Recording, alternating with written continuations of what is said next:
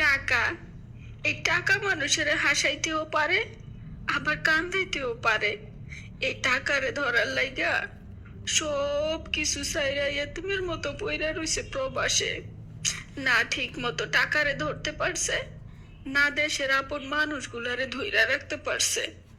এই কয় বছরে কত আপন মানুষ দুনিয়া ছেড়ে চলে গেছে, কিন্তু এই টাকারে ধরতে যাইয়া তাদের শেষ দেখাটা পর্যন্ত দেখতে পারে নাই।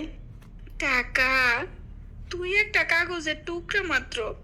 তোর জন্য মানুষ কত কিছু করে, তোরে পাওয়ার জন্য মানুষ কত দূর পর্যন্ত চইলা যায়।